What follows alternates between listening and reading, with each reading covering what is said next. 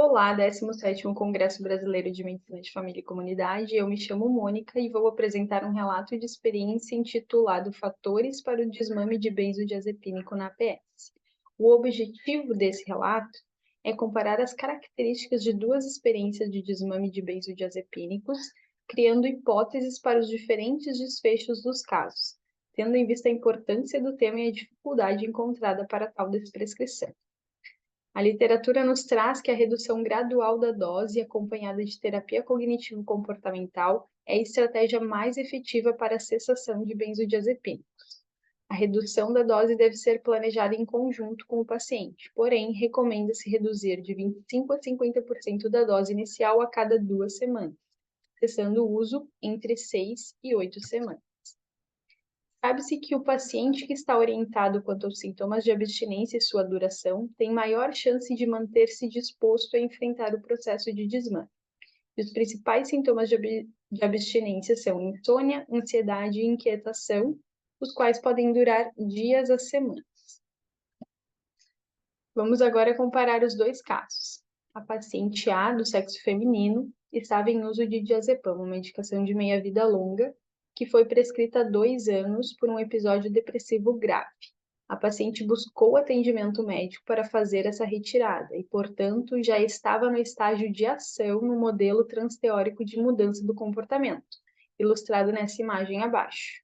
Ela desejava parar de usar o benzodiazepínico porque entendia-se dependente e via os prejuízos individuais e familiares da droga. Enquanto que a paciente B, também do sexo feminino, que estava em uso de clonazepam 4 mg à noite, entendia-se dependente, mas não desejava parar o uso. Estava, portanto, pré-contemplativa quanto à mudança do comportamento e não conseguia perceber os efeitos adversos do uso do benzo. Cabe salientar também que a paciente B usava a medicação há mais de 5 anos e que ela havia sido prescrita por uma insônia não investigada ou tratada adequadamente. A paciente A teve um desfecho positivo, conseguindo cessar o uso, enquanto que a paciente B não teve sucesso no desmame. Os principais fatores que podem ter contribuído para o sucesso na desprescrição da paciente A são a rede de apoio fortalecida, pois os familiares da paciente A estavam interessados e foram envolvidos no tratamento, enquanto que a família da paciente B não foi incluída no processo. Nesse sentido, o contexto biopsicossocial da paciente B contribuiu para a falha no desmame de clonazepam, pois ela estava vivendo uma sobrecarga mental por ser cuidadora de um dos filhos que sofre de esquizofrenia, além de estar passando por conflitos matrimoniais, enquanto que a paciente A e sua família passavam por um momento de ascensão social e econômica.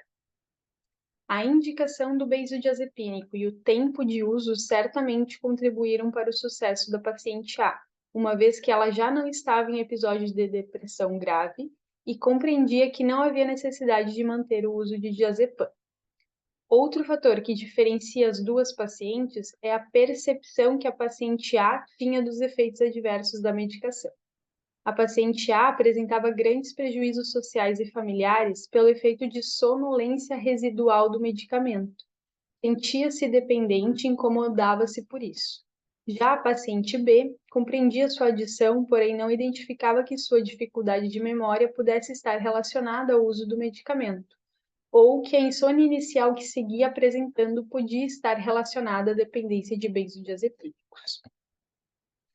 Concluímos através dessa experiência que o sucesso na desprescrição de benzodiazepínicos depende fortemente do contexto familiar e biopsicossocial do paciente.